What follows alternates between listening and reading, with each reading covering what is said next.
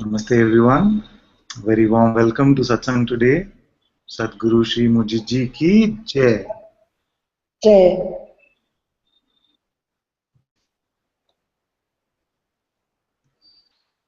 Very good, very good.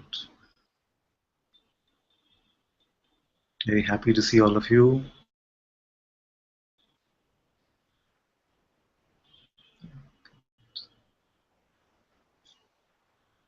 So if you're in the hangout, the way to ask questions is to unmute your mic. And if you're on YouTube, you can post your questions in the chat and we will look at them. Also, for those of you that are new here, I want to mention that if you feel that it's very difficult to come into the hangout and you have this something burning or some urge to come into the hangout, you can let us know in the chat and we will try to make some space for you to come.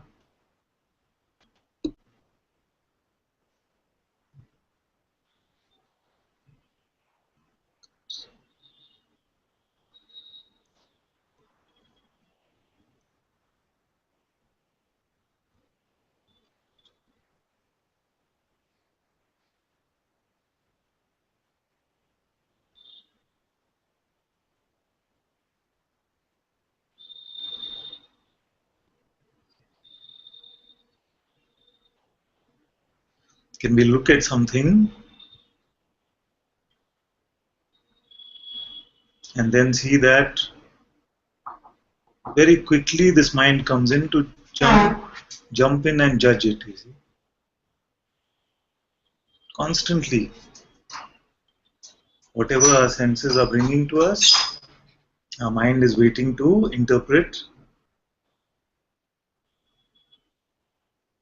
and it can seem like we're used to buying these interpretations.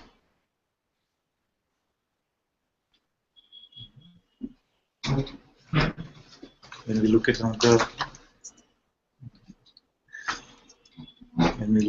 being, or we look at any object, very quickly it can come. You see.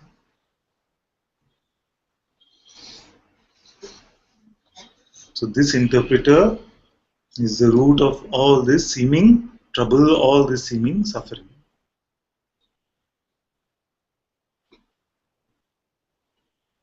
That's why if there's only one pointing that you have to hear in Satsang, let it be this one. Don't believe your next thought.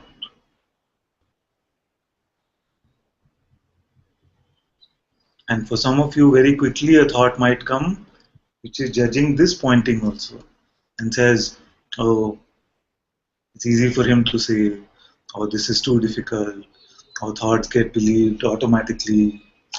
Very quickly something like this comes and you notice that it is believed.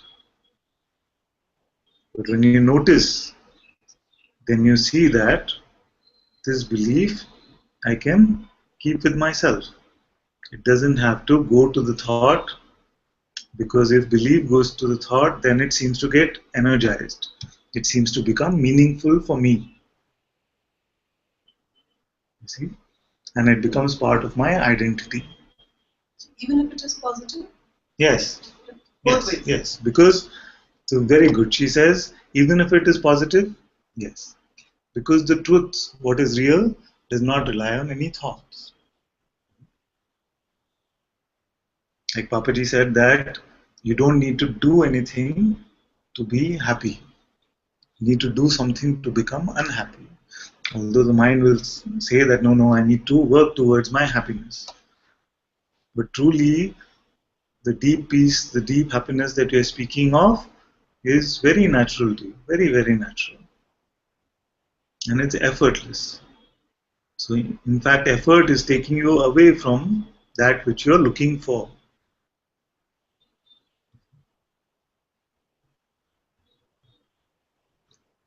Because we are coming to this indescribable conclusion about ourselves. And no thought can ever truly describe what you are. all thoughts will continue to refer to you as this imagined one only.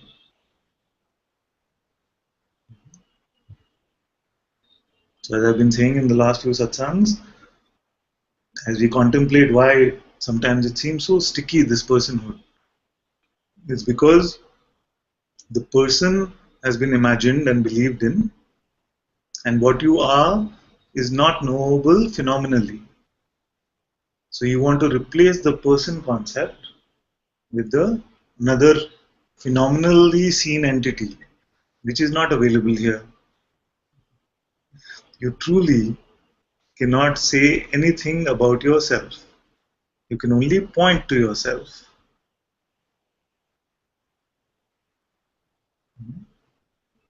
It would be much easier if you could say, okay, yes, person is imaginary, but just look a little left, and there the real you is sitting over there, and you can see it. Here it is.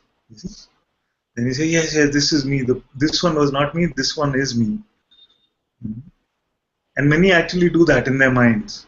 So what they do is they paint a picture of consciousness, or they paint a picture of awareness in their mind, and they say, no, this imagined person, not me, but this one, which is also imagined actually, is me now. And they come to the wrong conclusion that they have understood something.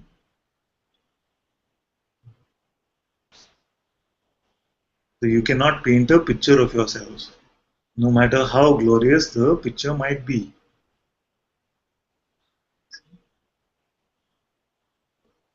And the mind will come and say, yes, yes, but this one is definitely useful. You see, it's something you must do.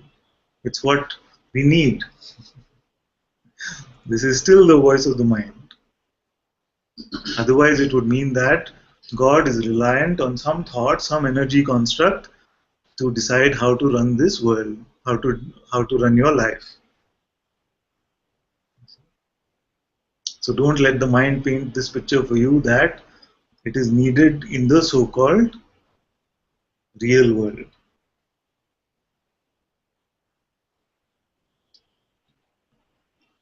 And there can be some fear around this.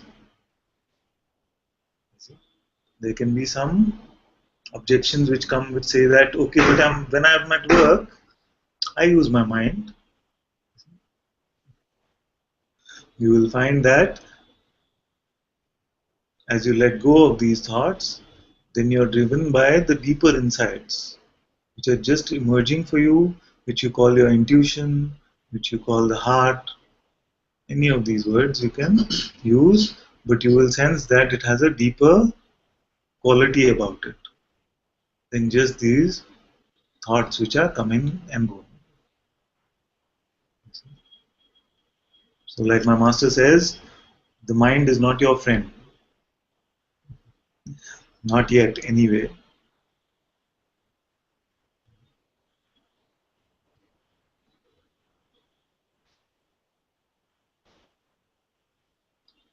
Namaste, namaste, everyone.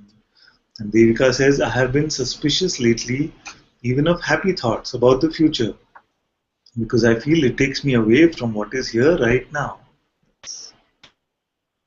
Life is right now. The past is gone, and yesterday we saw that memory is completely unreliable. There is no future. All there is now. And as she said very rightly, the mind has nothing to say about now. It can say nothing about now.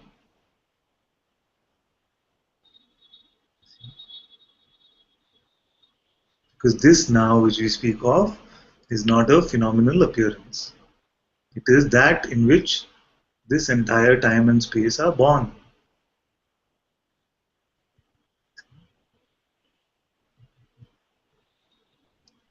So the mind is like a computer program which is designed to help you navigate through this world of time and space. But there was some really bad programming,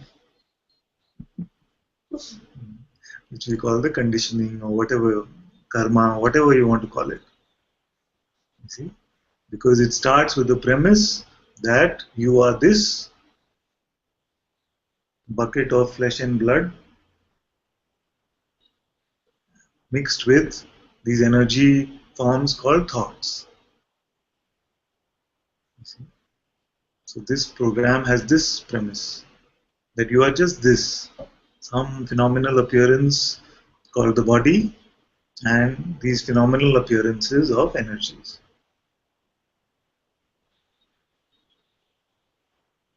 And when you hear all this, it might seem like, oh, where am I? I'm stuck in this place. But I have some very good news for you. That if you were to just check who is aware of all of this, the body, the thoughts, the emotions, the breath, the attention, the belief, who is aware of all of this? And it's a very simple question. It is too simple for your mind.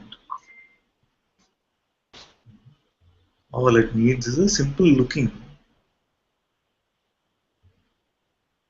Am I not aware of all of this which is coming and going? But am I also coming and going? Or am I the constant?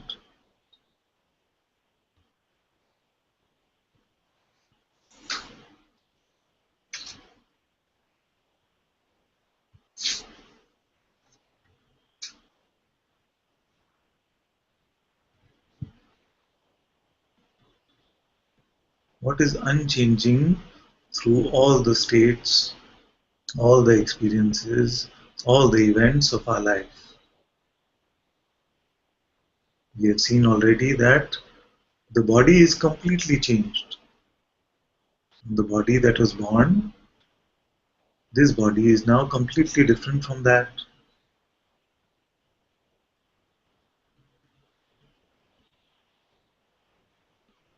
Our beliefs, concepts, ideas, all of these are also constantly changing. Therefore, you are able to say that 10 years ago I was a very different person.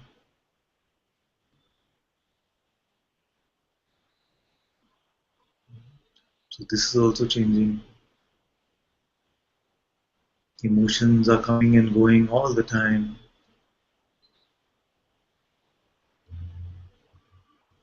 Thoughts are coming and going all the time.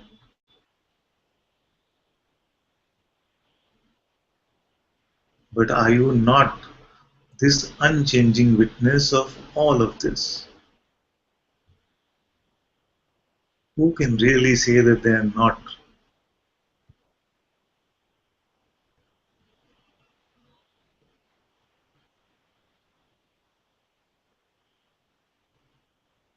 So when you check, instantly you will see that this is true. But then what happens with some of you is that the mind comes and says, the mind will come and say that this is not your constant state. It just happens to you in satsang, but I want this to be constant. So again, what happened? You believed a thought.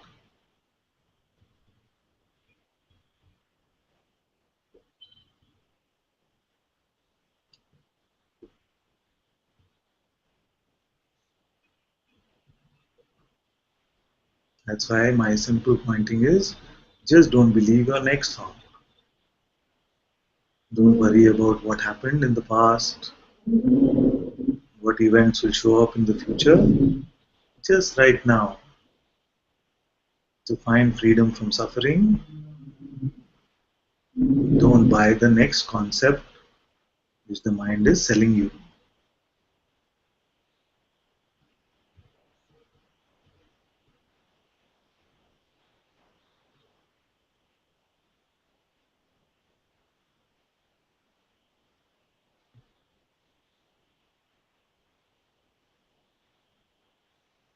Radha had said, Father, it has been challenging to listen to satsang at home, especially in the mornings.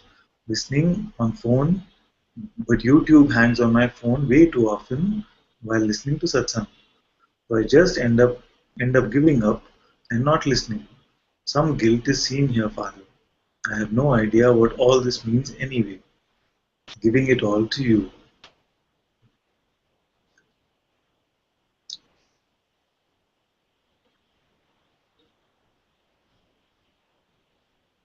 When we first started broadcasting, even the computer that we used to use for broadcasting used to be like this. It would hang, it would not work. One day the camera would not work. So when the webcam would not work, we would say that today is just audio satsang. And sometimes when the audio would not work, today we would say that today is silent satsang. So all this can come and all this can go. But as long as there is no distance that you feel in the heart you feel that we are one, then all this can play. You see? But when all this plays, you must be a little vigilant to just hear what is going on.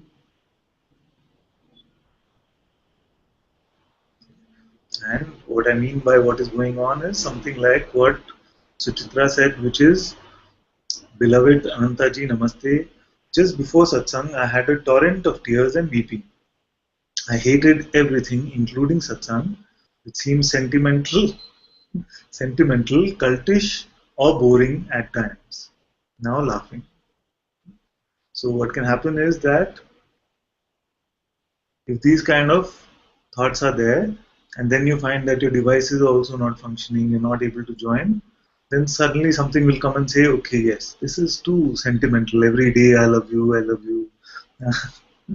Is it really possible for people to love each other so much? This kind of stuff can come. Sometimes it can seem like it's a cult because we are doing some shlokas or we're doing some, we are praising the Sadguru, we are praising Mujiji. So it can seem like, for the new ones in Satsang, it can seem like a cult. And boring, though, definitely. For the mind, this is extremely boring, torturous stuff. So, all this can come, and then sometimes you'll find that all this is happening, and the device is also not connecting. So you say, okay, today I am not meant to be in Satsang, it's good. I needed a break anyway. So when I say that we must be little vigilant, I mean to this belief. These kind of beliefs which actually are trying to create a sense of separation again. But if you find in your heart none of this is there, no sense of separation, then it's fine. Let them, if you're not being able to connect, you're not being able to connect. It's okay. Because that cannot last.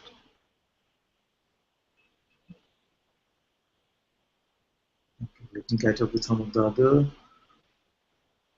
Bhagwati ji said, now. Nothing to say about now. Only to be. And even this requires no effort, yes. The truth needs no effort. Could it be possible that God, who runs this entire universe with trillions of planets,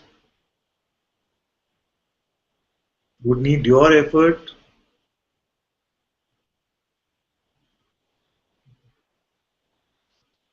the effort of a non-existent one?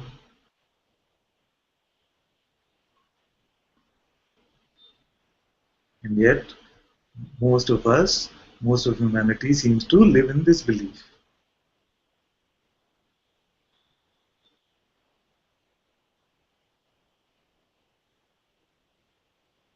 And Devika said, this now is vast and eternal, beyond even mind concepts of these words. Exactly. And Radha said, I also see that there is some resistance to satsang at times, especially from home online, because there is so much distraction at home with kids and work.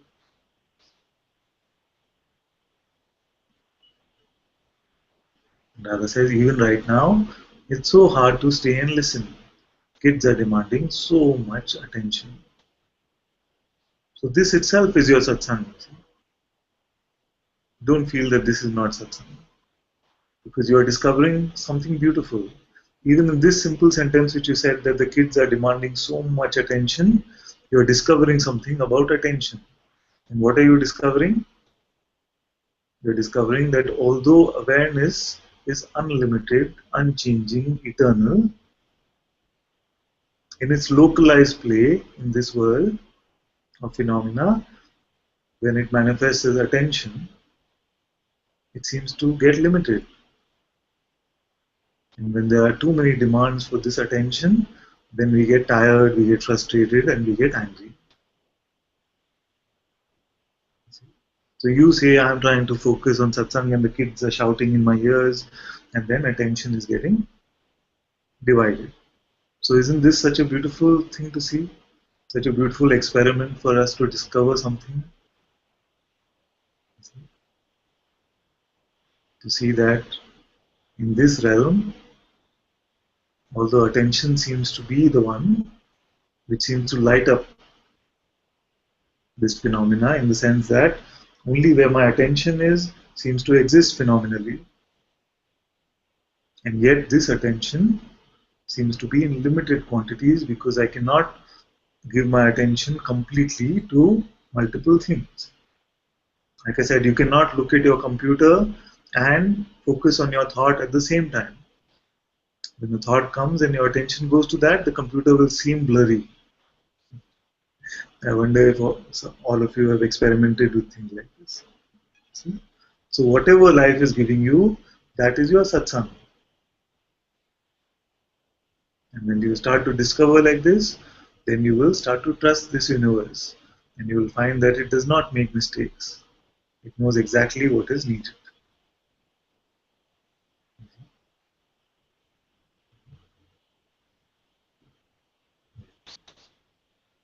And remember that in this play of phenomena, in this lila, my job is to keep telling you to come to satsang. But I'm completely aware that life will play its own course. Just the role of this voice is to say, come to satsang.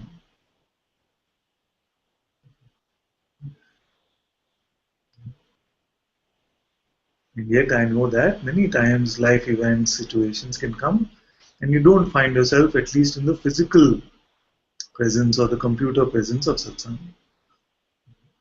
That's why I said more important is to see what's happening in your heart. Are you picking up some concepts which are creating a sense of distance, creating a sense of separation?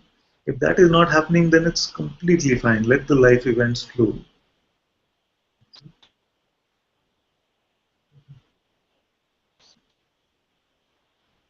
Han says, same here. It can happen like this, you see, because he came for 2-3 days and we had such a beautiful time here together.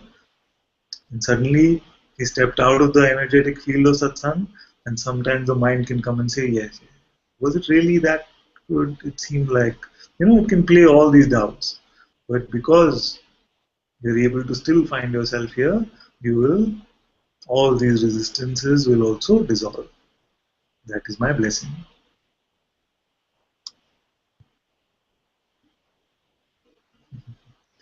Pekka says that he's at work and just sneaking in. Yeah. It's okay.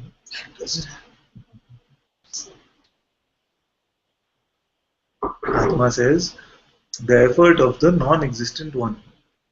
Yes, all doership is just this, the doing of a non-existent one. The sense that I am doing something is just the sense that the imagined one can actually do something. I actually very much like this example where we said that imagine that you are a 25-year-old. No, don't imagine that you are a 25-year-old. Just imagine this picture of a 25-year-old and just give it some attributes in your mind. Just be with this imagined one.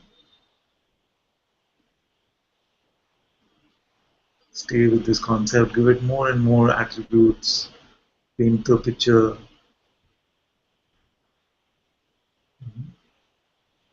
Make it seem as real, this imagination. And then expect that it will pick up this glass and it will drink the water. So this is exactly what is happening with us. We have imagined this person, which is only a set of concepts and beliefs. We painted this picture over many, many years, and we got so attached to it that we feel it is doing all of this. So all personal doership is just like this, as if this imagined person is doing something. The effort of the non-existent. And it's not an exaggeration. It's just like this. Why I keep saying it's not an exaggeration is because when I would hear satsang earlier, it would seem like, yeah, very beautiful words, but you have to be in a certain state to, really speak like this or something, or to really see this. Because the mind will come and paint this resistance for you see. And so I have to keep saying it's not exaggeration, this is exactly what is happening. And you don't have to be in any state or any form to experience this, to see that this is true.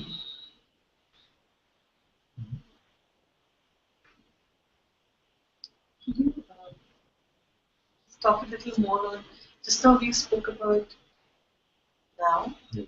and then we spoke about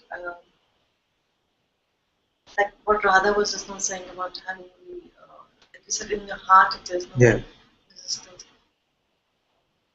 There is some confusion there Yes. in both of them. So, About the now, yeah, to check. like we said, when you Yeah. are in now, in Yeah. the present moment, there is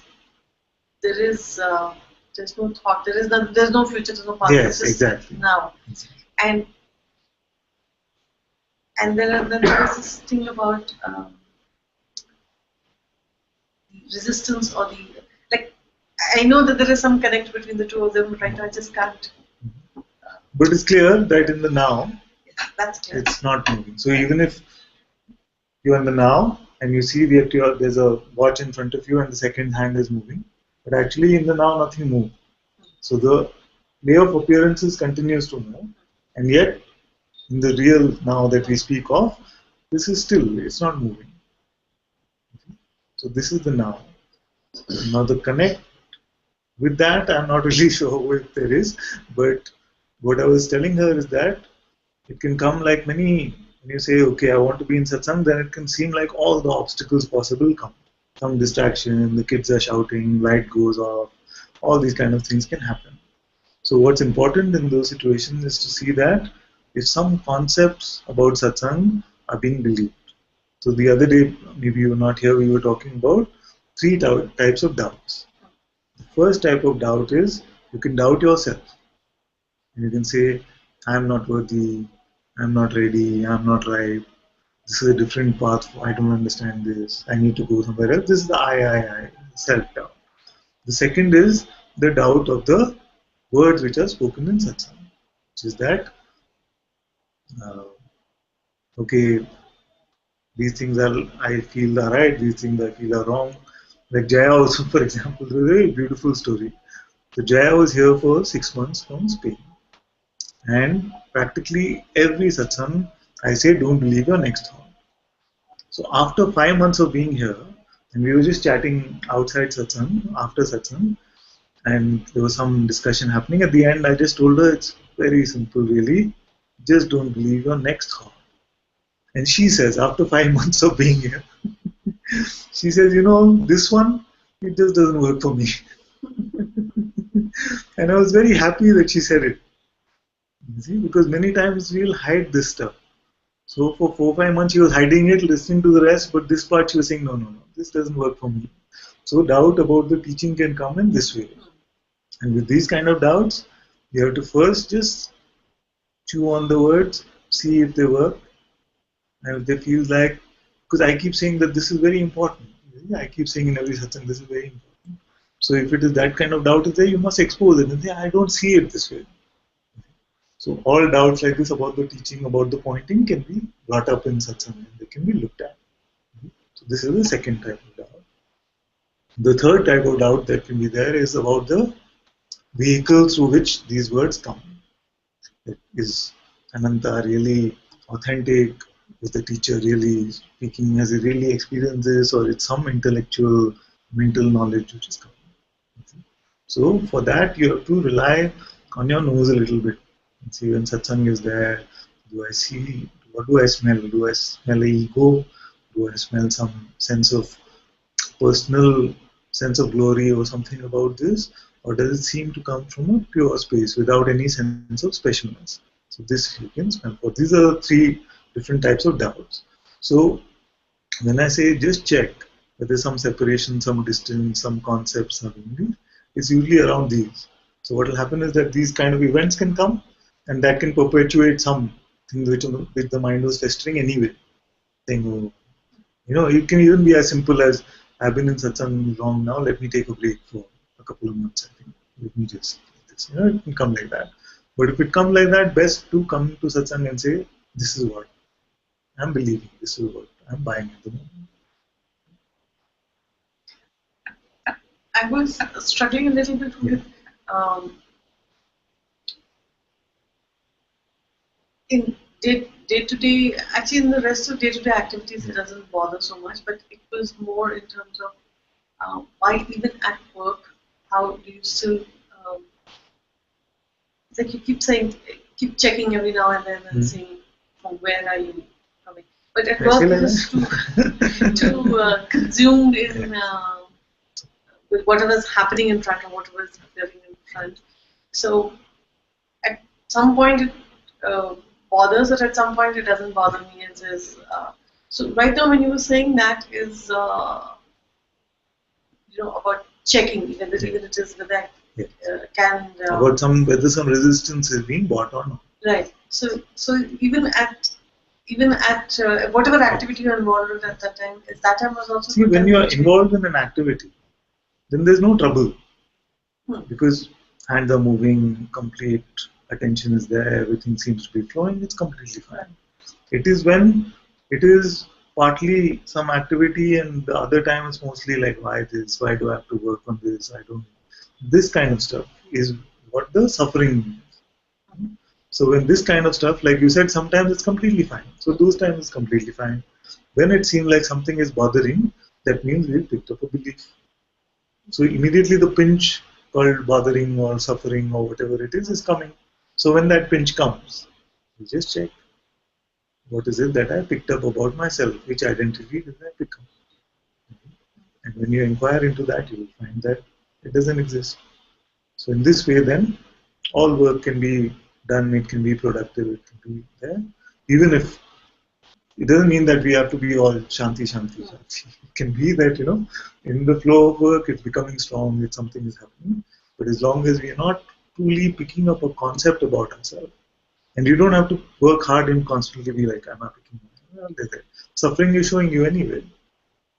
So we become sensitive because of being in satsang. Immediately when something feels a little bitter, then we are able to come and check. So what is the belief for that? Otherwise nothing, just flow normally, naturally. Nothing to be done.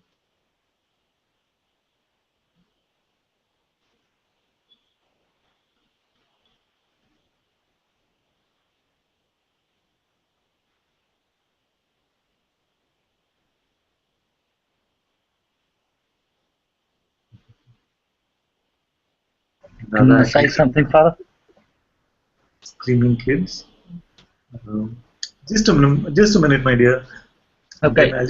I'll just go through my YouTube chat. Otherwise, it becomes too much to deal with later on. And Pekka is here with his kids at work.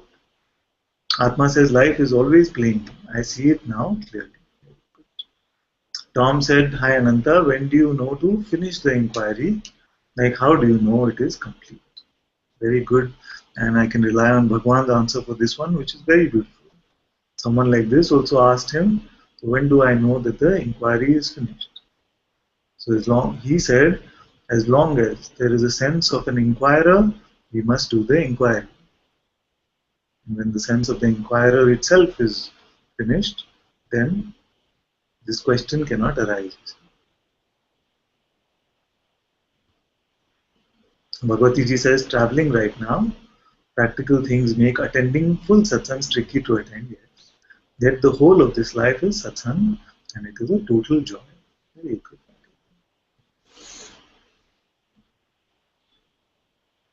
Have wonderful adventures with your travels. And Han says, yes, Father, this is grace. So good to see it now. Very good.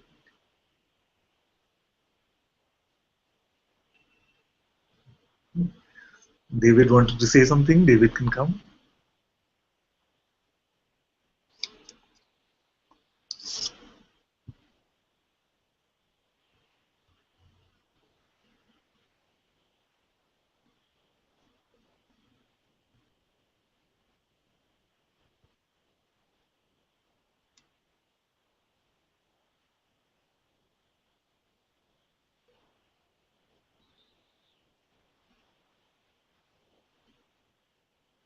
Are you able to unmute, my dear?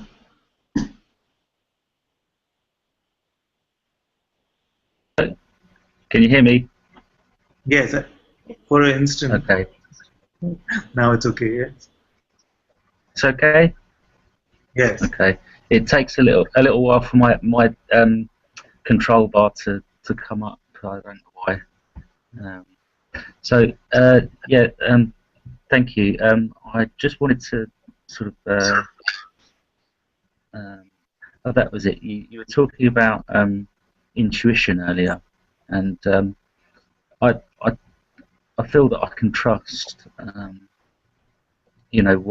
what's just a special belief, and I tend not to follow them, and then I feel that I can trust, just trust in life, trust in what's coming up, trust that what needs to be seen, what needs to be followed, needs to be followed, and so there isn't this kind of very much of this internal dialogue of, oh, should I, shan't I? There isn't a struggle. But I think it'd be helpful if you could perhaps talk a little bit about the difference between uh, believing in a thought or endorsing a thought and trusting in intuition, if that's okay. Of course, very good. So, it's a very good question, which in the past has also been here for a long time. Long time it is here that how do I know whether something is just coming from the mind, is egoic, or something is coming from a deeper place, which is called intuition, which is called the heart. Then the simplest answer revealed itself, and it was so obvious. You see? Because you will find that love and ego cannot coexist. So when a thought is coming, when the mind is saying something, it is always from a perspective of wanting something. It always has the perspective of what's in it for me.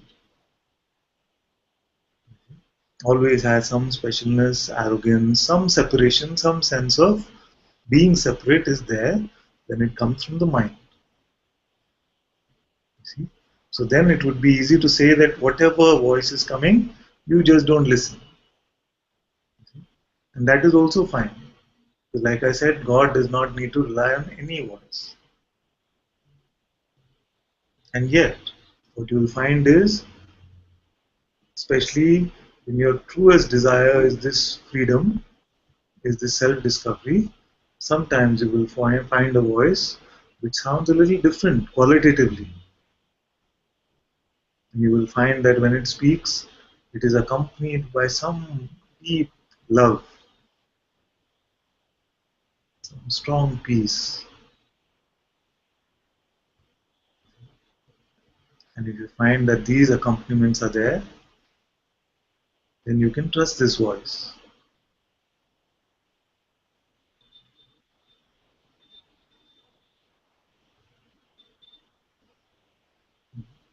So this voice is the voice of your own Sadguru, your own heart,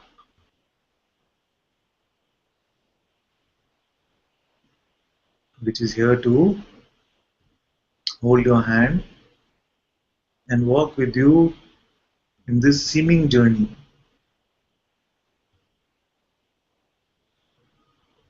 And help you become more open to the truth. But we don't have to come to this sort of situation where we are constantly then saying, is this mind, is this heart, is this mind, is this heart? No. Just don't believe your next thought. When this intuition speaks to you, it will be quite actually unmistakable, because qualitatively it will seem like it comes from honey. It seems like it has been dipped in honey, and in its presence it will seem like you are being dipped in honey, just like you when you are in satsang. So simple. First, just forget about it and don't believe your next thought. And the voice of intuition starts speaking with you, or through you, or as you. Then you will usually not find that there's any doubt about it. Sometimes there can be, and for that you can ask whether this voice is accompanied with love, with peace and joy. In this way you can tell the difference.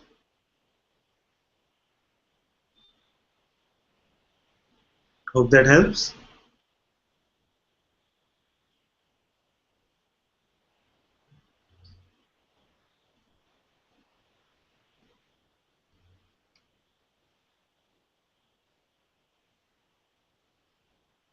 Google says, Father, something is arising here.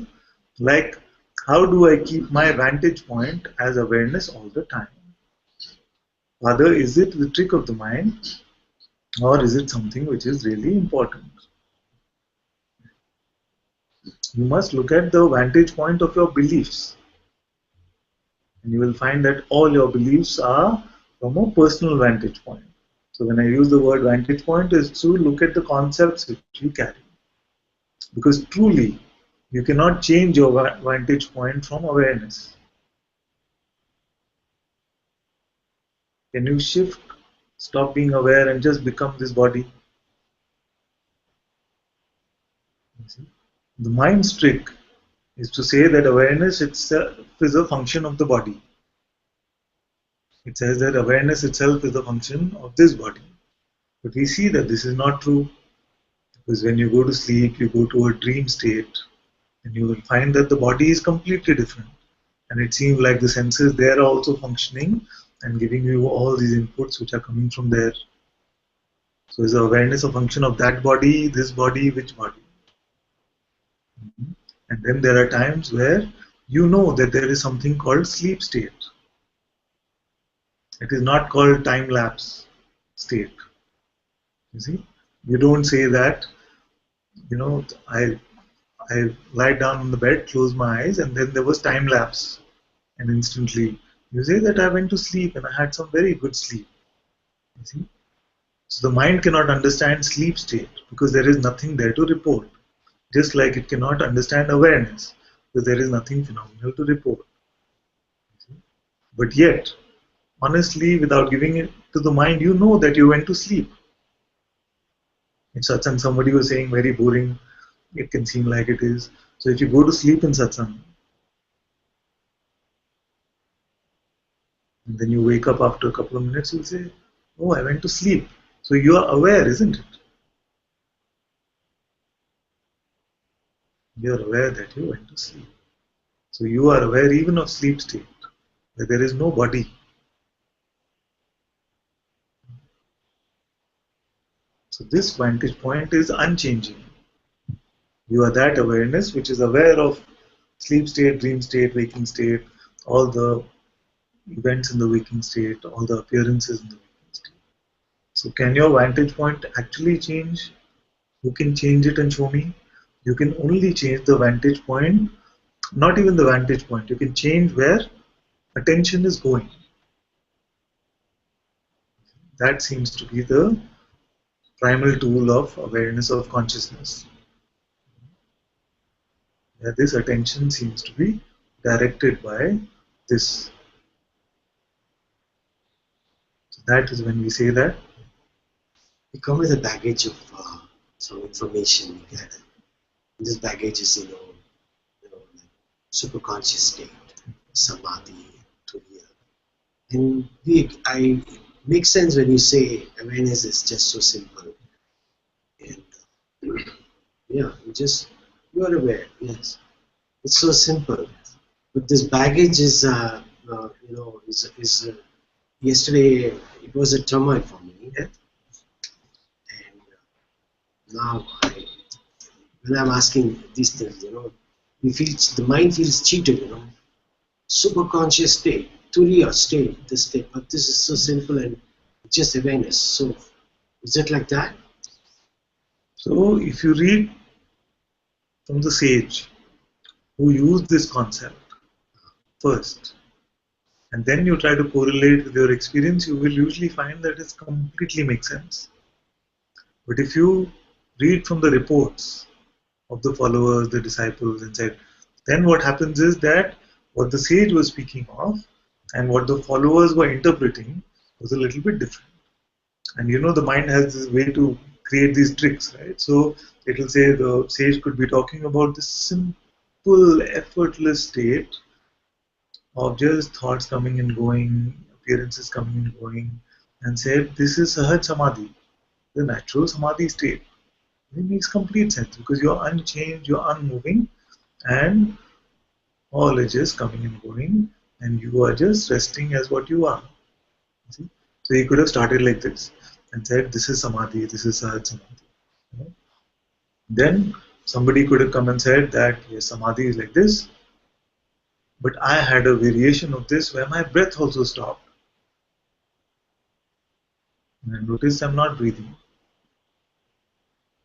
Okay? Sometimes in satsang, some of you will have these experiences without even realizing. You could be deeply immersed in a bhajan and everything will stop. Even the breath will not move for 5 minutes. And somebody would have come to this conclusion and said, okay, that is samadhi, but I had a special variation of this called nirvikalpa samadhi. Then the others will say, I want this nirvikalpa, not just normal samadhi, I want this. So more and more. Then sometimes it gets contaminated with mental stuff. So it's like I was in this samadhi state deeply, or turiya, whatever you want to call it. I was in that, and then I experienced God to be this huge appearance. And then you will label that state as samadhi plus plus, whatever. So it can become, so when we go to these concepts, then the mind is very attracted to things like this. But all of this is naturally just unfolding in satsang. And there's no need to label it to say this is happening with me, this is not happening with me, because that causes all the mess. I'm here, I'm number 9 on the scale of spirituality. This one, no samadhi yet for him, he must be 6 or 4. All this can lead to this kind. So if you trust what is here, then you know that what it is finding will not leave any insight. Whatever true insights are to be seen, you will see. Life will show them to you. You don't give it to the mind and say, but this one talked about this super conscious and this one talked about nirvikalpa and all of that. This can become then very troublesome. So all of these, like no breath, as you said, all that can happen. Teleporting, bilocation, everything. Consciousness, which is your own consciousness, your beingness has no limits. It is the one who projected this universe. You think it cannot modify a little bit like this? Nothing. There's so many who are so attracted to the concept of healing. I came to satsang and I got healed. Thank you so much. These kind of things can happen. But the one that is the creator of the flower may not fix a petal on the flower. If that is his will, not a big deal. So we must not give too much importance to any of this. We must not come with any expectations. Just say thy will be done and just watch all of it unfold. We don't need to chronicle any miracles or anything like that. It just becomes a sideshow. The real meat is the discovery of what you are, your drama. No showbiz.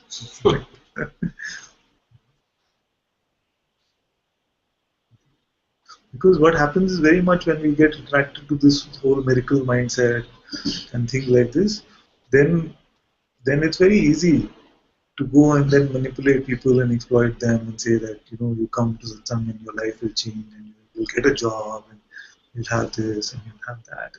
Many times it happened.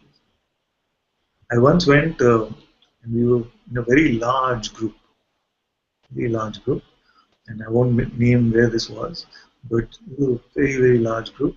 And then He did a certain meditation, and after the meditation was over, the one who took us through the meditation said, "Now think of whatever desire you want." So there were at least 50,000 people there. So he said, "Think of whatever desire you want. And if this desire happens, then you know that this meditation worked." It seems so subtle, but it's pure marketing. I tell you why it's pure marketing. Because suppose that for 20% the desire came true, just because it was going to happen that way. Right? So 10,000 people are now completely convinced that this is the way to go. Right? So this one got 10,000 people just clearly who are like now willing to do whatever because he can make miracles happen. The others, usually what will happen is that I did not have enough faith. See, that's why it didn't happen. So nobody, very few are actually blaming the one who promised this. The others are saying that, he said you must have faith that the desire will come true. And then it didn't come true means that's my faith. I was the one who was lacking. And many will say like that in the movements like this. We were talking about cults earlier, right? So the rest of them will propagate. It's not the Guru's doing. He promised. But it must be you. You didn't have enough surrender, you see. You didn't have enough faith. Can you look at that? So then what happens? To the remaining 40,000 also, they are saying that next time when I go, I will have more faith. Yes. I will surrender more. So don't fall into any of those things. A true sage does not need to rely on any of these sideshows. And it's good also in a way that if many people go to the sideshows, if that is what they want, then it's fine. Otherwise, hangout already people are saying is so crowded. If a few miracles happened, something happened like this, then I don't know how you would make space for. So this is great. But that also, if in your heart you truly want freedom and you're not interested in the sideshow, then you could take something like even if that one says that you are awareness itself, even if it comes from that mouth, if you take it and you say yes, and you're not concerned about the miracles or the lack of them, then you can come to this discovery. So grace is taking care even for those who are going to things. Like I went there, no?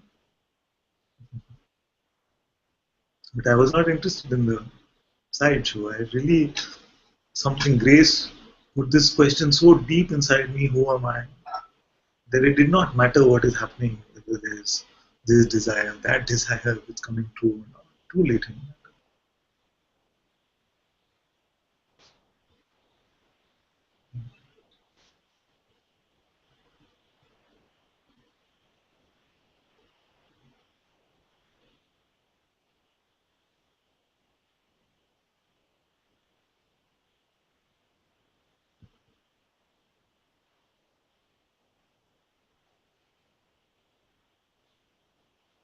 Very good. Priya says, I'm at the end of the road.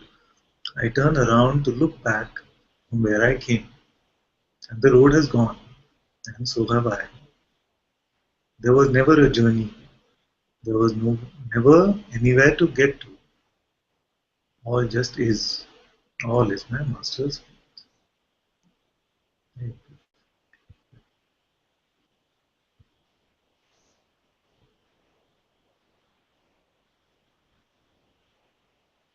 I want to read this again. She said, I'm at the end of the road. I turn around to look back from where I came, and the road has gone, and so have I. There was never a journey. There was never anywhere to get to. All just is. All is my master's. It's a quote. I'm just thinking, someone say that quote. Yes.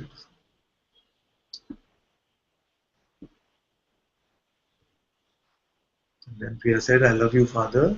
There is so much gratitude and love. I love you.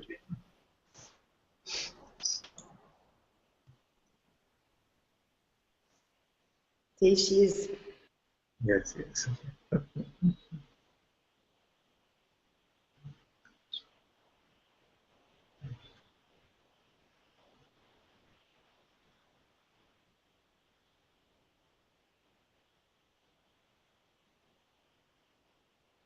And when you see this, then you see that I'm not concerned with any state. Let them keep speaking about some superconscious, supraconscious, and subconscious, and all.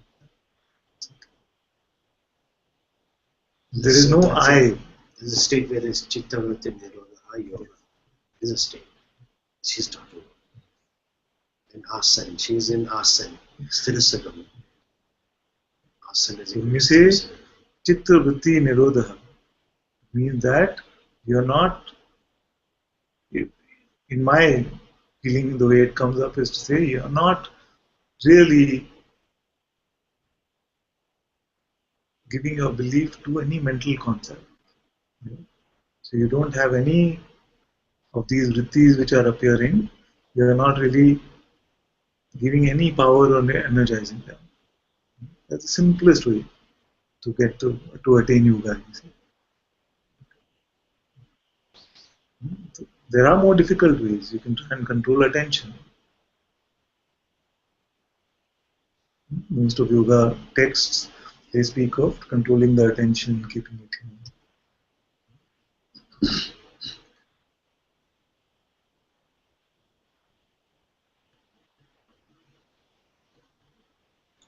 Can I share something, Father? It was just before I was saying about sideshows and everything. I just wanted to share just briefly what happened here. Like for years and years ago, I was doing everything, you know, every religion, everything, and I think about 5 years ago, I just completely gave up on it, and I got rid of all my spiritual books. I completely gave up on the whole thing, and then bang, a year ago, Muji and you came into my life. Without even asking for it, just bang. The sideshows, I gave up the sideshows. I think that's what it was. I remember very well when you came. In fact, what happened is that day the internet was not working on this side of the house, so we went to the office.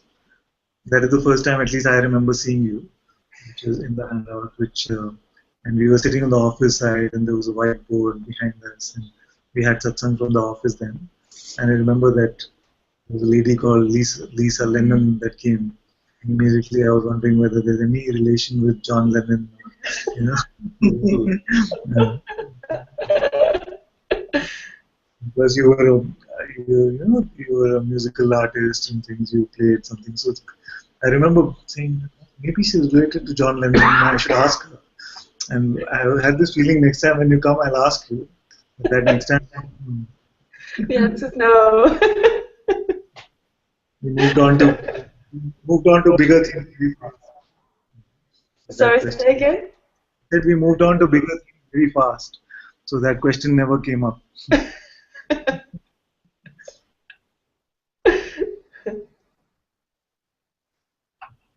Such a blessing. I just never would have. Well, now it's just a story. But I never would have thought, you know, after all those years of seeking, you know, and then giving it up.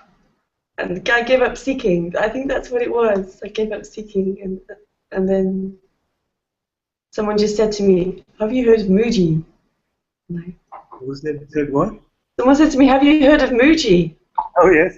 I was like, "No," because I'd given it all up, and I watched a video, and that was it.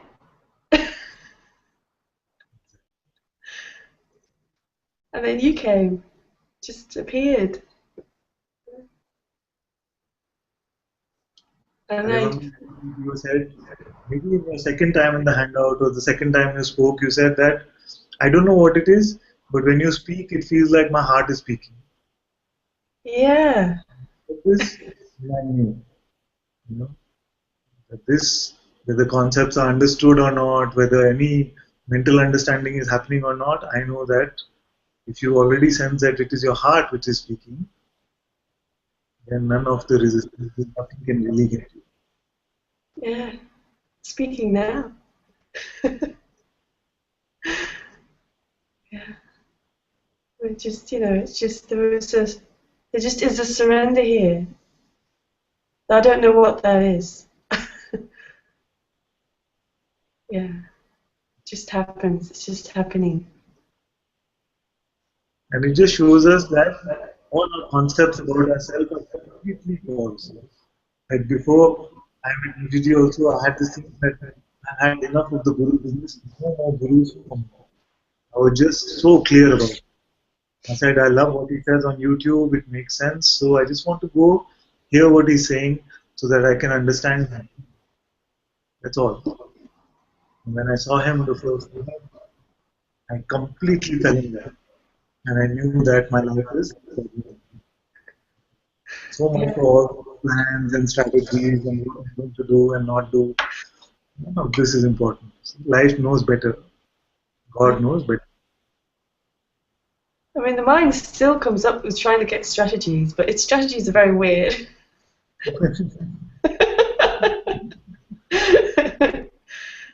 But when I first met you in Rishikesh, I literally just fell apart for the whole 5 weeks. I'm wondering if that'll happen if I come to Bangalore. Will I just be like on the floor crying? It's possible, but I don't know anything. Yeah. So beautiful place, isn't it? Because I remember just Satsang would start and everybody is sitting on sofas at some distance. And then the eyes would close, and suddenly all of you were closer. Eyes would close again, eyes would open, and everybody's at my feet, all lying on the ground flat. So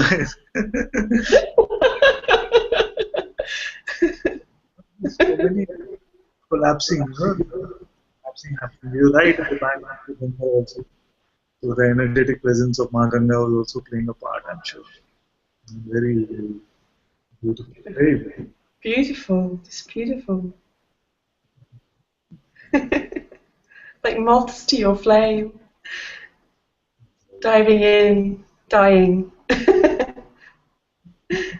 Don't say the last one. That might scare off some moths. Best dying. But you will say I'm this smiling axe man. Or, Yes, excellent description. come, come, come.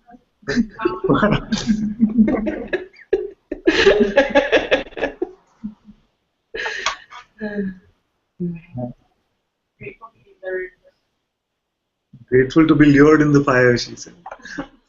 I love you, Father. I love you too, maybe.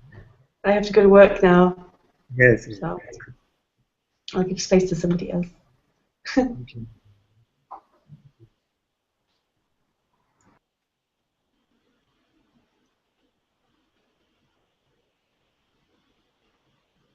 Stina says, I give healing sessions at times without doing anything. It is not energetical healing work. I give healing sessions at times without doing anything. It's not energetical healing work. So I'm presuming what she means is that she's not consciously controlling some energy to heal. But healing ultimately in the phenomenal realm, everything is energetic, you see. So healing is the balancing out of energy. So when you say it's not energetical healing work, then I'm presuming you mean that you're not trying to consciously direct the flow of energy. Should I give this up? Is it a hindrance to recognize or stay as self? So what I would recommend that you give up is actually this idea of I, this separate I, which presumes that it is the doer. It presumes that you can do the healing or not do the healing. Should I give it up or not give it up? This I. Let's find this one and let's give up this one. Then all can flow in its own way. Then whether healing sessions happening, not happening, doesn't matter. It's all good. It's all grace.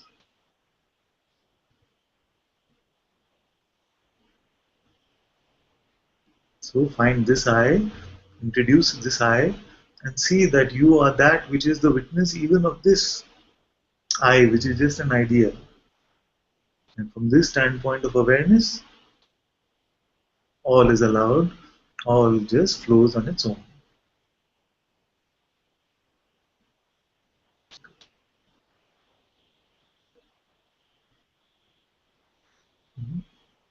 Bhagavati ji says, my experience is Muji equals the end of the line, and Father equals no line, nowhere left to go.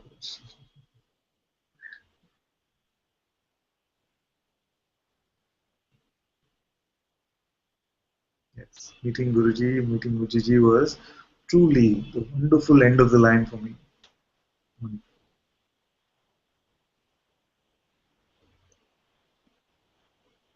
And it's been so beautiful that he has kept me at his feet, not for one moment. It's like I went to him as this child and he picked me up and he's not put me down for an instant actually. Not one instant can I say that he left me. I cannot say what Jesus said on the cross just in that moment where he said, "Oh Father, have you forsaken me?" Not for one instant have I ever felt forsaken.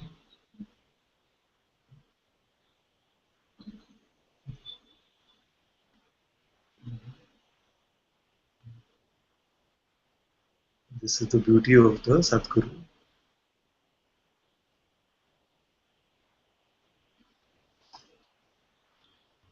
And he has kept me at his feet. I'm so very grateful for that.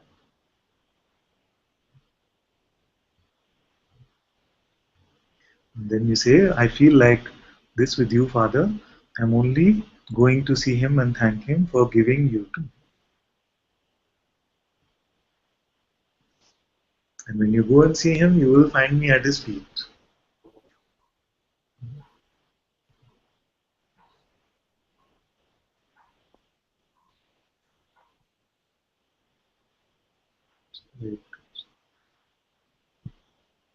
This is only, I have the simplest job in the world. Many who are new to Satsang, sometimes I have guests in my house, people who are new to Satsang, they say, what are you going to speak of? Like when I was staying in Pune, my mother-in-law also asked me, are you prepared? What are you going to speak of today? What's the topic? Because I was asking her to come actually. And then she said that, so what are you going to speak about? I said, I don't know. It was not a good sales pitch. She didn't come. Yeah. So that's why I say it's the simplest thing. Just come and sit here and wait for Mujiji to speak.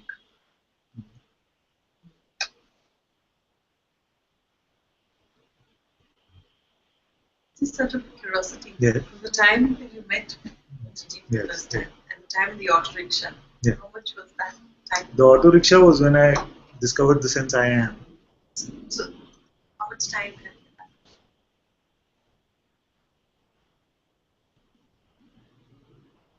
Maybe 2 years. And what happened in the auto rickshaw? Yes. So it was very simple because I was reading Nisargadatta Maharaj and I am that, and in that he would constantly say, isn't it? Stay with the sense I am. And I could not fathom this I am thing. I had nobody to check. With all the other teachers I went to were not really interested in talking about this presence I am. Even Ramesh, actually, I went to Ramesh and he was not interested in the I am. He was only interested in speaking of doership. So, in fact, I asked Ramesh once that Maharaj always says, stay with the sense I am. He said nobody's been ever able to do it, so why bother? Something like that. So, but it was still something that used to be here, that there's something in this because somebody like Maharaj is stressing on this so much. So I must find this I am stuff. But for 2-3 years, it was just not clear. What is this I am?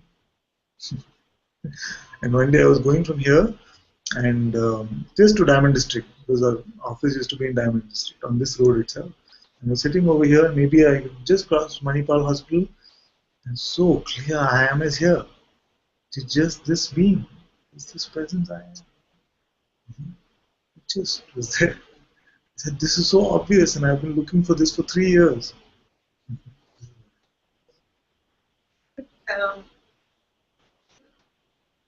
After that realization, and they may have been, despite seeing that or understanding what Maharaj was indicating, were there more still doubts that you need to clarify? Yes, because the person was still there. So it was even the sense I am was still a personal discovery, it seemed. That I have now even understood this I am. So this was still, the mind was still able to take this over. Only when I went to Mujiji's feet, I realized that this has just been a joke. This I itself, the idea has just been a joke. So when I sat there, then I looked into his eyes, just like this, I was looking into his eyes, and the sense of any separation just vanished. So otherwise it seemed like I'm just here, the body which is moving around. But when I looked into his eyes like this, just whoa, there is no I, there is no place where I can say that this is me. It's just like that. And for a few days I was just, in fact for one day it was kind of, I don't know, so there was all this stuff. So, and then I came back and I realized that yes, thought activity is a lot lesser, all this was there. But there was no concern about it. And the sense of coming back sort of into the body, started coming back again. But the sense of this individual existence never came back to how it was. So that must be, if there's a value in an awakening experience, it is just to show you that this separation actually is just energetic, just some belief. So the auto-rejection incident happened before meeting? Yeah, before, 2 years before. I thought it was post meeting. So after meeting Muji, I have not read a book properly. You cannot finish anything. You can hardly read like a page or two. Before that, I was constantly reading, constantly. You've seen the books, you have so many books. So, yes. So when this I disappeared, then you're one with everything, which is like what I can see. And there's no pointing to your body or anything. Then what is that? You feel a little lost? It can happen like that, I've heard those, but in my case it didn't happen because there was no sense of being lost or found or any such this thing. But they were like, I was in Tiruvannamalai at that time. So when there was hunger in the body, it would come this feeling that there's hunger, let me walk to Usha and eat something. Late at night, this feeling would come that, yes, time to sleep. So it became very simple. You're constantly in this mind state. And you, because of this such strong presence, it became that I was having maybe 10 thoughts in a day. Then it gives you a lot of space to just discover what is true. Once you see that, then the mind can come back, the 10 can become 100, it can become 1000, but it doesn't matter because you've seen what you really are. You cannot give your belief to anyone. But in every expression, it plays differently. So if you pick up some, that's why I don't usually share this story because it becomes like a benchmark with this happening.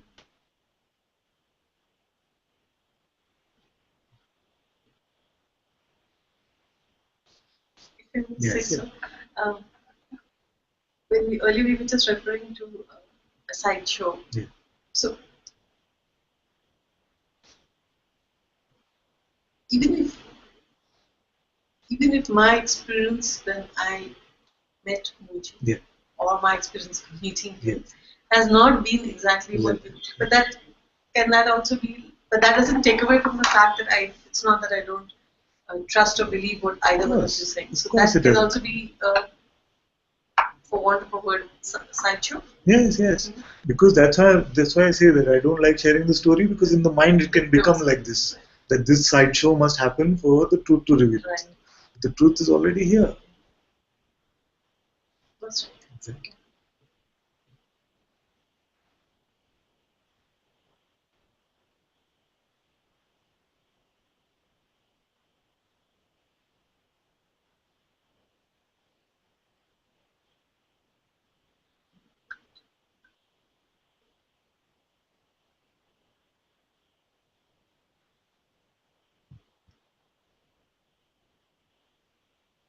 What time do we start usually? 11:30 or 11?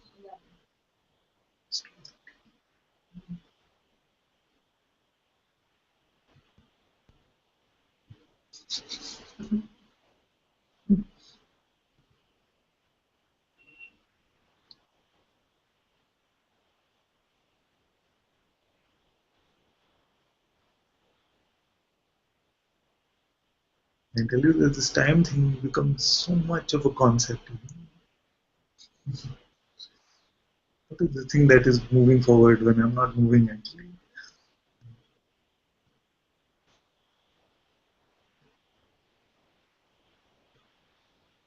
The physicists call it the fourth dimension. There's three dimensions in space, and yet for movement to happen, there's a need for a fourth dimension. The idea with the three dimensions is more spatial movement of appearance is possible. They call time a fourth dimension. Yeah. They call time the fourth dimension. So what is happening is that when Einstein came up with this theory of relativity, most just have a small portion of it. They say, okay, I understand relativity because I know E is equal to mc squared. Okay, so they feel they know the equation. So first, many don't realize the implication of the equation, which means that energy and matter are the same. So energy is matter multiplied by mass multiplied by a constant squared. So that basically saying that it's the same. Okay. But also relativity meant that you're only moving at a certain speed in all four dimensions. So the total speed that you can have is in all four dimensions. What that means is that if you're moving at the speed of light, then you're not moving in time.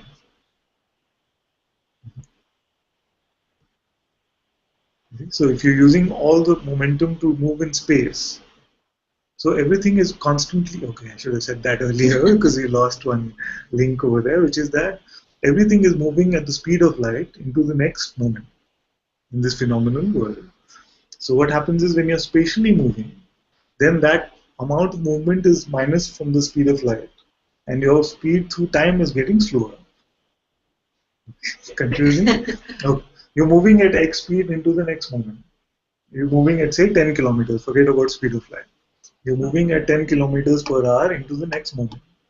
But now, if you're in a car and you're moving at 5 kilometers per hour in a particular direction, then the speed available to you to move to the next moment is half. So time actually moves at a slower rate for you. That is relativity because time and space are one, this continuum. Right? So if you're moving at the speed of light into the next moment, but actually now you're moving at the speed of light in space itself, then you're not moving in time at all. So if you were to sit in a device, which is, I mean, humanity is nowhere close to building such a device, which could move at the speed of light, take you to the moon and back, you would come back without having aged, but the rest of us would have aged. So that is relativity, and it is enormous. There's one continuum. He's talking about this substratum of all these phenomena being one. It's the space-time continuum. As I say, physicists are very, very coming to this point of Advaita, especially with quantum physics and relativity.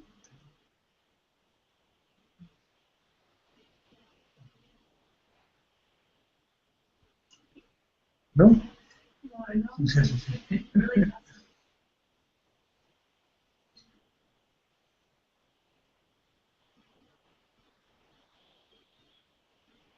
That's why I laugh very often when I hear these stories, mostly coming from America, about this whole debate between creationists and scientists and evolutionists and the believers and those who believe in God versus those who believe in science. Why does it have to be versus? All are exploring in their own way.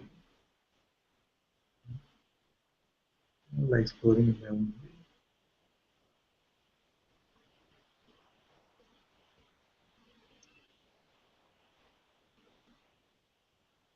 Amaya says, Father, just sharing that I can't find any paradoxes or even untruths anywhere.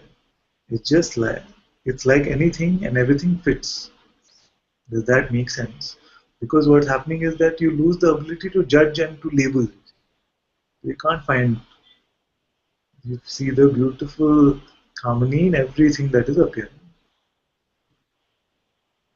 Then you say, like today, I was long into a deep study report of near death experiences. And even though there were all these experiences, like life review of each person, somehow nothing touches me as confusion or whatever. It's just somehow what it is in that report. Anyway, thank you, because I remember when I always trying to have you help me understand the seeming paradoxes of life. Now somehow it doesn't matter. Just the heart is real. It's very good.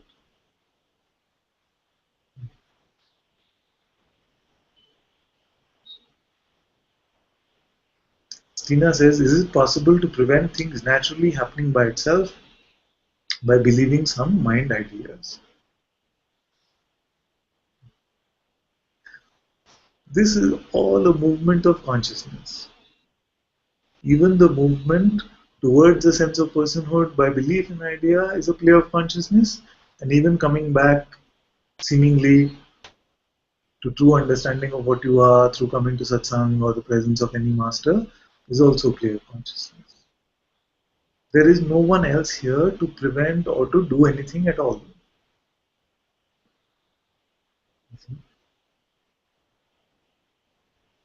And in this simple seeing, then the whole concept of doership goes, isn't it?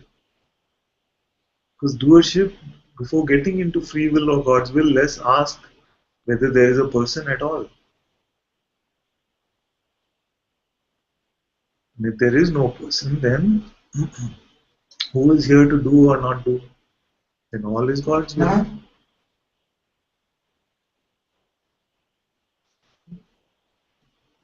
Baswan says, this is beautiful, Father. There is so much the humans don't know. It's about time the governments and organizations fund for exploring self, build right infrastructure and create avenues without paying too much attention to space exploration.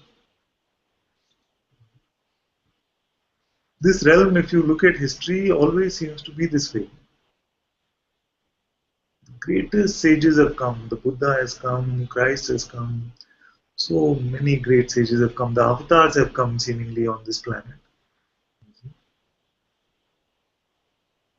And yet, this realm seems to be in this way. Maybe this realm is designed like this. So it gives you all this fuel, and this fuel can be used either to perpetuate the sense of personhood and then to experience the tiredness that comes with it. And then the same fuel is used to come back for the inquiry itself.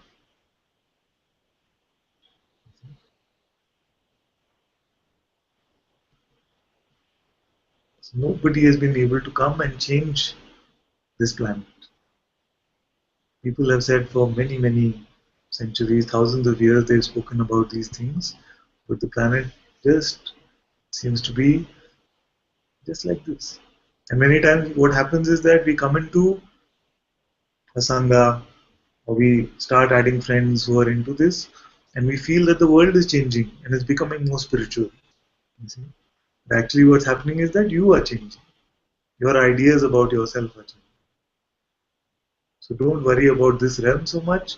You come to your point where you are free from suffering. That is the best gift you can give this realm. In your presence itself, there will be so much light that such beautiful and full.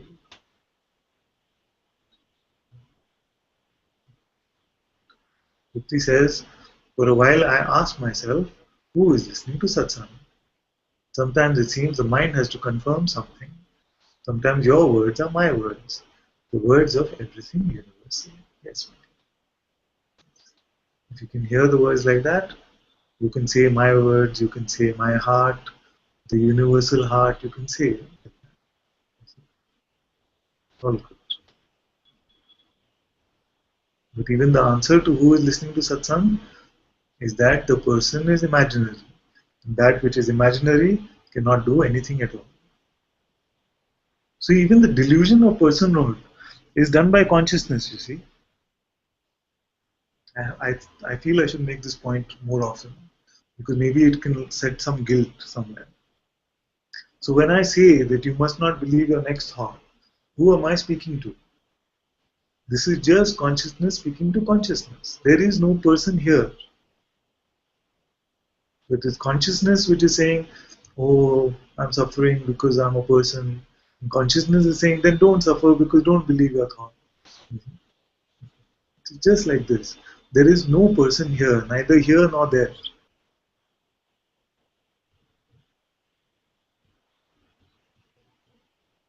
And yet we don't have to become unnatural in our communication. We don't have to say yes. Now this consciousness from here is speaking to this consciousness which is one actually. We don't have to say all of this to prove that we understand something. Just be natural. This is just grace. This consciousness in its own play. The entire phenomenal appearance is a play of consciousness. All words, all listening, all speaking, all doing, everything.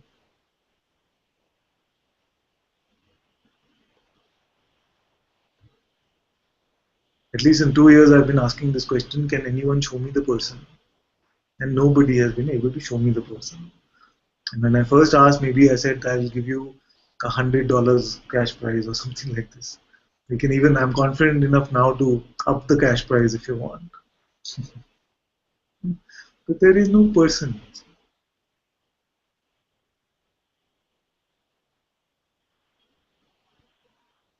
Just an idea. Just an imagined idea of what you are.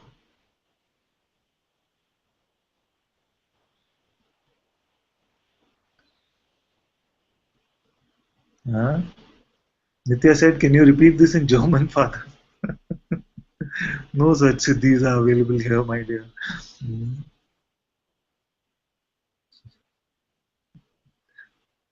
I'm sure there must be a recording with Einstein somewhere where he says like this.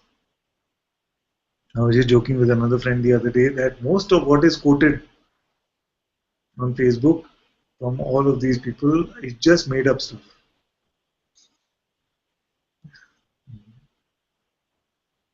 Even like if Buddha actually had the time to say all of that which he's credited to be, to have said, he would have lived at least some 10,000 years to be able to say all of those things. The Einstein thing reminded me of that.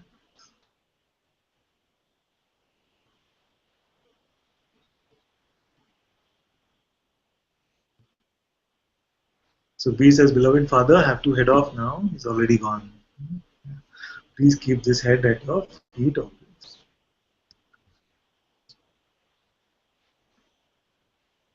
Shivani also has to go in a few minutes for work. Shanti also has to go.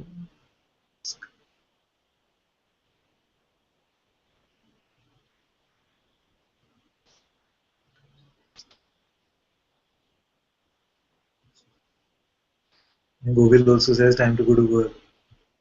Maybe they're all hinting that I should stop. Thank you so much for everything. He said, I love you too, my dear.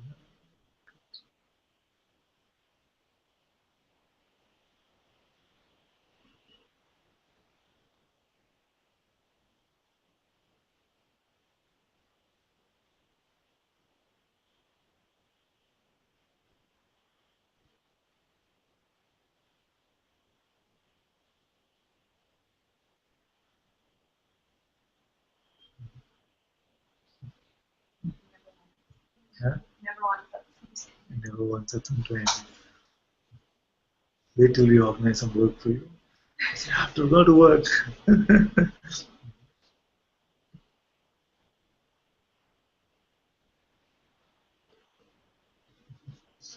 You have to rush. Oh yes, boss is not in town.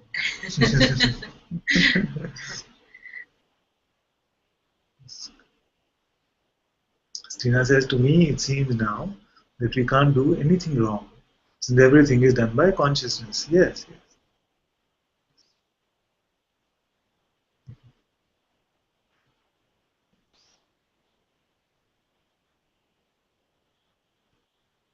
And so Chitra says, if there is no person, I should know what anybody is thinking. There is nobody else. So the person is actually the limit to which the thought is sensed. Sorry for the foolish answer. No, no, it's not foolish. But the fact is that you cannot testify that anyone else has a thought also. You can just presume. When you have a dream, it feels like people are speaking to their thought from their thoughts, they're thinking. But whose thoughts are they actually? So it's all about you. One being. The being that emerges from you is the one being, in the light of which all this play goes on.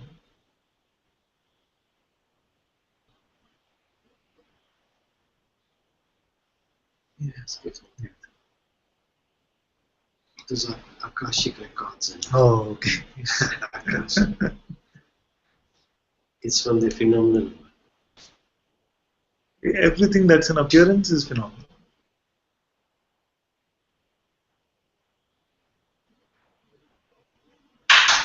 So he says Akashic records. So if Akashic records were non-phenomenal, they should be here now. Phenomena means what? That which comes and goes. Yeah. So there are some who say, I can access Akashic records, I can look into your life, your past life, your future lives, everything. But isn't that another appearance which is coming and going? Isn't it just like another dream?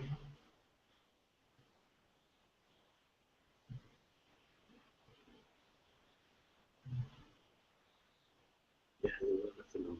And you believe that you are a person. Then you're interested, oh, what's in my record, I want to see. You have life and death. Here I don't want to see.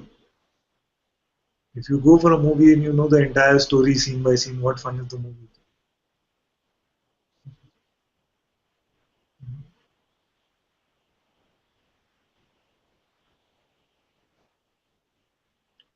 There was a time that when there was suffering here, there was this feeling to try and learn through astrology when it's going to end. So I used to be a member at these sites, Cyber Astro, some other astrology things.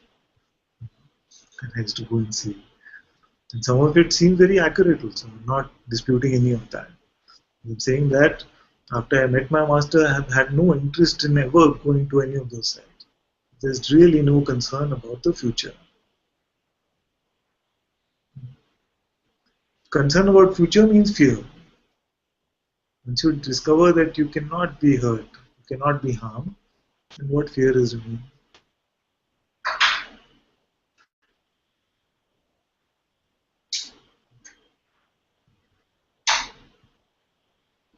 So when you're in the world of phenomena, only the other is there. You are never in the world of phenomena. So, You can only pretend as if you are. so with the goings around the phenomenal world, Yeah. which you are a part No, you are not a part of it. You are just a witness of it. of. What do you see? Don't give it to the mind. You have to see whether you are the witness of it or whether you are actually part. How are you a part here? The witness. Is awareness a part of this world or is just witnessing this world? Witness.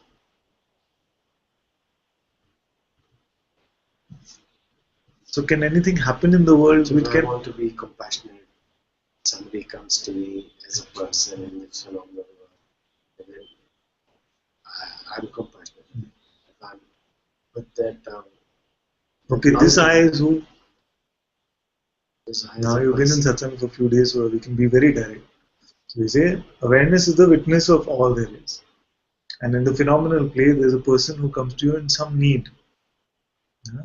And your question is, can I be compassionate? So this I is who? I'm not concerned about whether compassion arises and compassionate event comes, or whether it feels like some block is coming and you don't look at that person. That's secondary. You can look at that in a while. But first, let's be clear. You're still awareness, or have you become a person? I like to stay in awareness. You'd like to stay there. Yes, I am. You are. Very good. So then, you are awareness, and in the play, there is the appearance of this person which is coming, which needs something. Then, now don't pick up the doer, because the doer is only imagination. So whatever has to flow from your body will also flow. So it's already been like this. It's always only like this. It's always like that, and it's only being done. Always. So that's why I say that surrender is not a doing. It's not a decision. It's only the realization that life has always been controlled by God. God's will is the only will. That's why we were saying yesterday that handing over our existence to existence is not a doing, it's a seeing. But it's always been existence which has been running our existence. This is surrender. This is surrender. Yes. The surrender is the realization, is the seeing.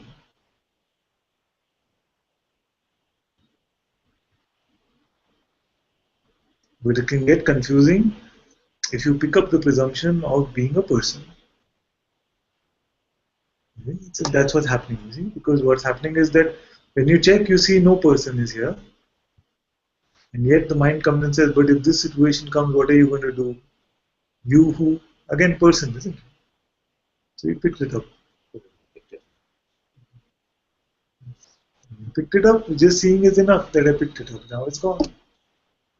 Don't again believe, so why did I pick it up? Not like that. Then it becomes more of a vicious circle. So like one of the first few times that Shivani came to Satsang, I gave her or somebody a simple example. The pen is lying on the table. The thought is just like that. If you don't pick it up, it causes no trouble for you. So don't pick it up. But if you find, there will be moments where you find the pen is already in your hand. Like many of you say that belief goes automatically. So what to do then? You keep it back.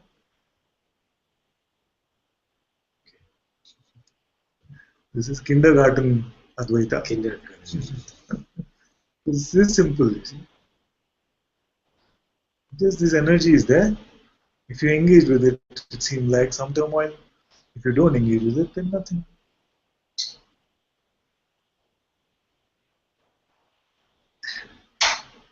All about the now.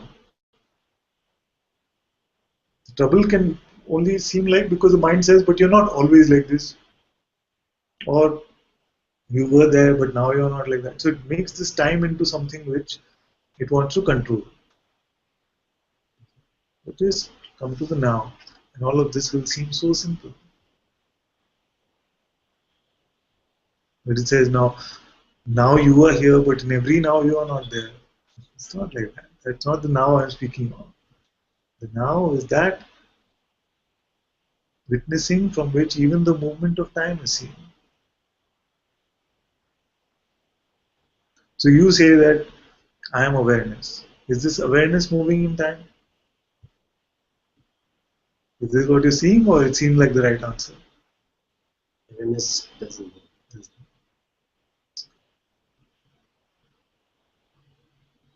Then what is moving? The phenomenal play of appearances is moving. So who is doing all of that movement? Consciousness. Consciousness. So if consciousness is doing all of that, then its consciousness is a problem, whether it is compassionate or not compassionate. Who has a question about it? Just the imagined one. It's also a play of consciousness. Clear? No?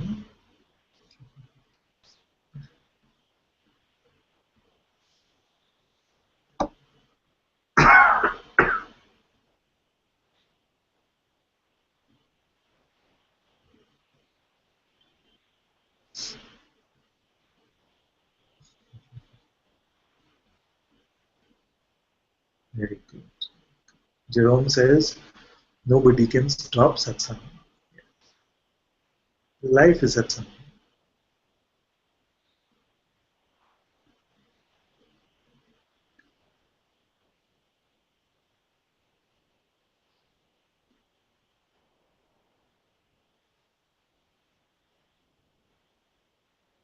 So Suchitra says, so to say I had a phenomenal satsang today is an oxymoron.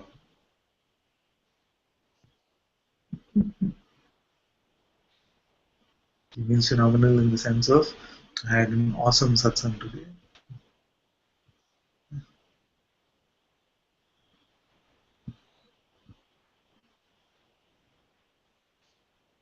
Maya says, thank you, love you.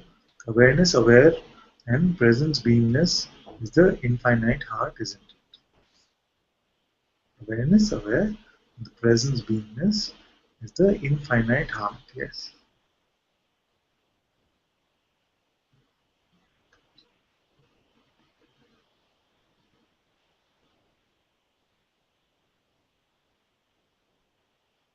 Bhagavati ji said, Satsang makes nobodies of us.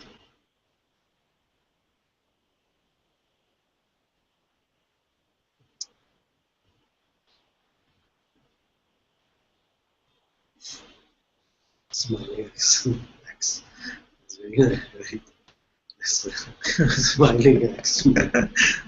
Suddenly he's remembering the smiling axe man. Why you felt you got chopped? I got chopped today. Really? You say like that. Then many come and say, oh, you whacked me the other day or you chopped me or something. I say, when? What? What did I say? Some of you should have gone to Papaji.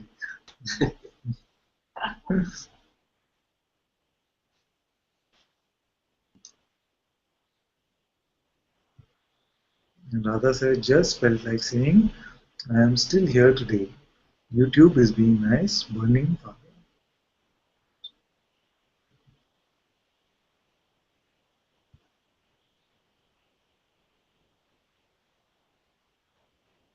I love you too, my dear.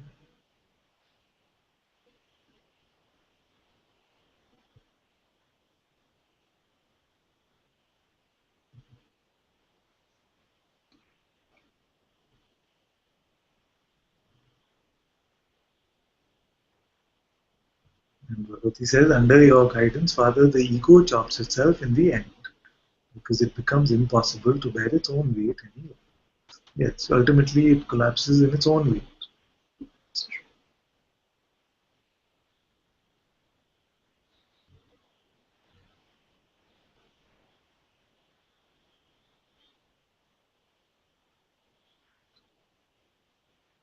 Okay, shall we have a song? I see Sangeeta is here.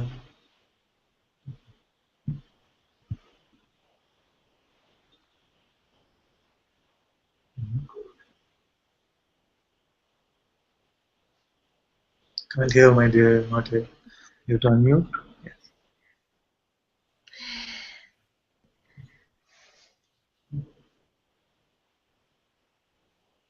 I really don't know what to sing really though.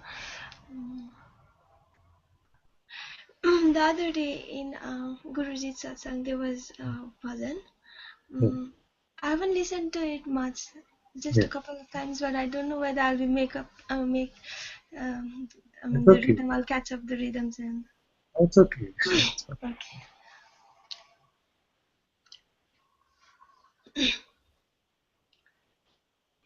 जय सीताराम जय जय हनुमान जय सीताराम जय जय हनुमान जय सीताराम जय जय हनुमान जय सीताराम जय जय हनुमान जय सीताराम जय जय हनुमान जय सीताराम जय जय हनुमान जय सीताराम जय जय हनुमान जय सीताराम जय जय हनुमान जय सीताराम जय जय हनुमान जय सीताराम जय जय हनुमान जय सीताराम जय जय हनुमान, जय सीताराम जय श्री हनुमान, जय सीताराम जय जय हनुमान, जय सीताराम जय जय हनुमान, जय सीताराम जय जय हनुमान, जय सीताराम जय जय हनुमान, जय सीताराम जय जय हनुमान, जय सीताराम जय जय हनुमान, जय सीताराम जय जय हनुमान। ओम श्री राम जय राम, ओम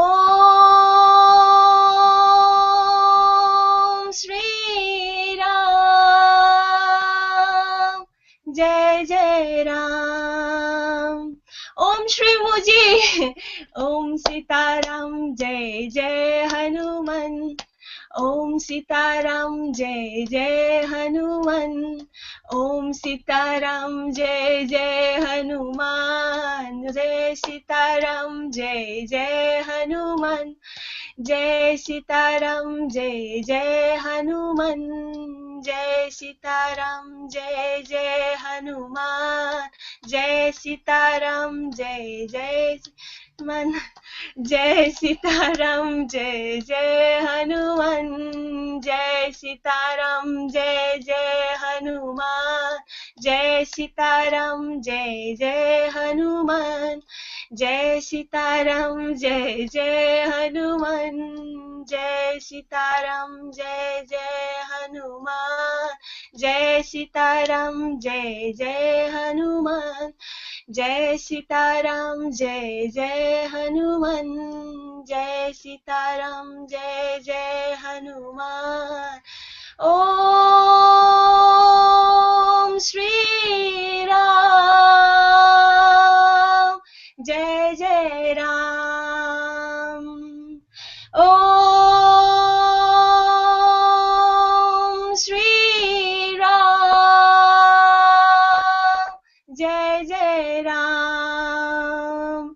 ओम श्री अनंता, ओम जय सीताराम जय जय सीताराम जय जय हनुमान, जय श्री राम जय जय हनुमान, जय श्री राम जय जय हनुमान, जय सीताराम जय जय हनुमान, जय सीताराम जय जय हनुमान, जय श्री राम जय जय हनुमान, जय सीताराम जय जय हनुमान, जय सीताराम जय जय हनुमान, जय सीताराम जय जय हनुमान, जय सीताराम जय जय हनुमान, जय सीताराम जय जय हनुमान, जय सीताराम जय जय हनुमान, जय सीताराम जय जय हनुमान, जय सीताराम जय जय हनुमान, जय सीताराम जय जय हनुमान, जय सीताराम जय जय हनुमान, जय सीताराम जय जय हनुमान, जय सीताराम जय जय हनुमान, जय श्री राम जय जय हनुमान, जय सीताराम जय जय हनुमान। ओम श्री राम जय श्री राम, ओम श्री राम जय जय राम, जय सीताराम जय जय हनुमान, जय सीताराम जय जय हनुमान, जय सीताराम जय जय हनुमान। ओम श्री सद्गुरु मुझ जी की जय, श्री अनंता की जय।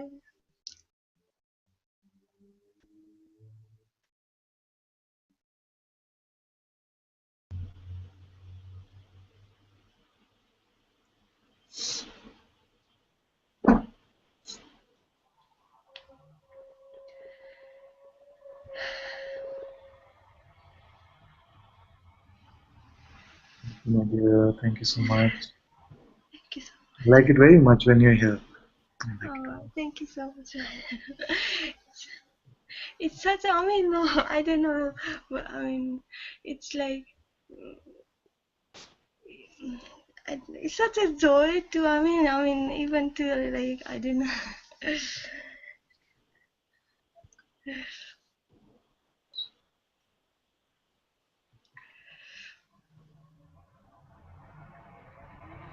How's Devika feeling now?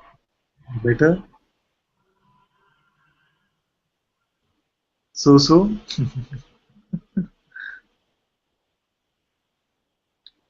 Big grin.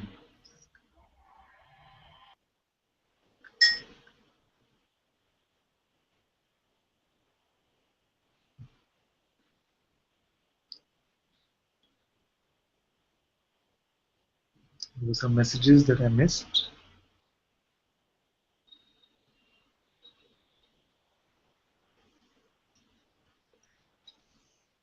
Thank you, Sonia. Very happy you were here with us as well. So much love to you too. Thank you.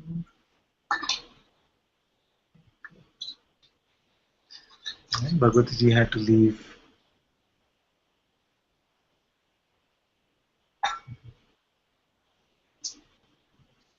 And Ram came just in time for his bhajan today. No?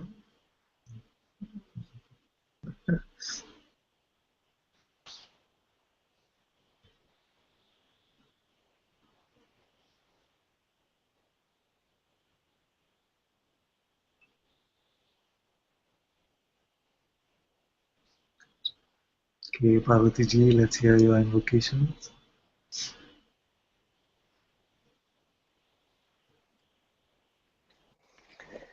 Guru Brahma, Guru Vishnu, Guru Devo Maheshwara, Guru Sakshat Parabrahma, Tasmai Shri Gurave Namah.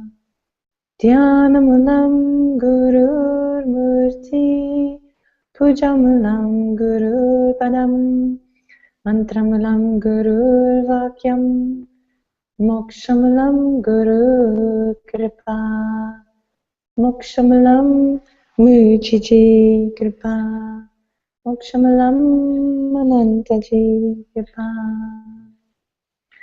Sarvesham swastir bhavatu, sarvesham shantir bhavatu, sarvesham purnam bhavatu, sarvesham mangalam bhavatu, sarve bhavantu sukhinah, sarve santu niramya, sarve patrani pashantu, ma kaschit dukkhapak bhavet, asatum asat kamya, Tamasoma Jyotir Kamiya, Mrityurma Amritam Gamiya.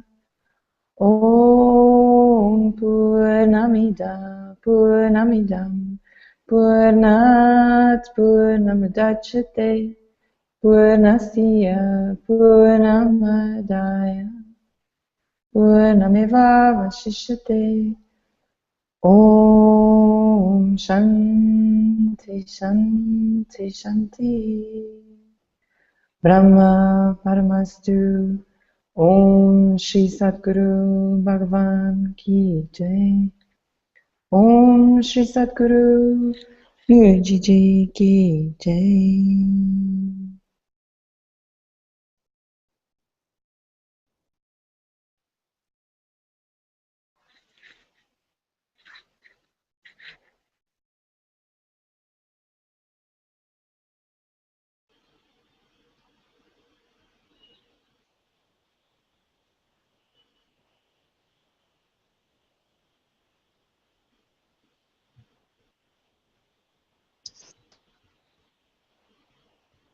Thank you all so very much for being in Satsang today. Satguru Shri Mujiji Ki Jai. Nataji ki jai. Jai. Jai. Jai. Yay!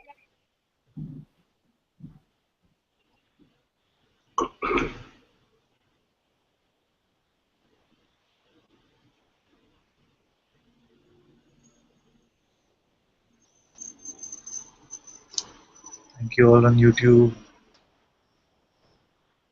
Cornelia, thank you so much. Ishwari.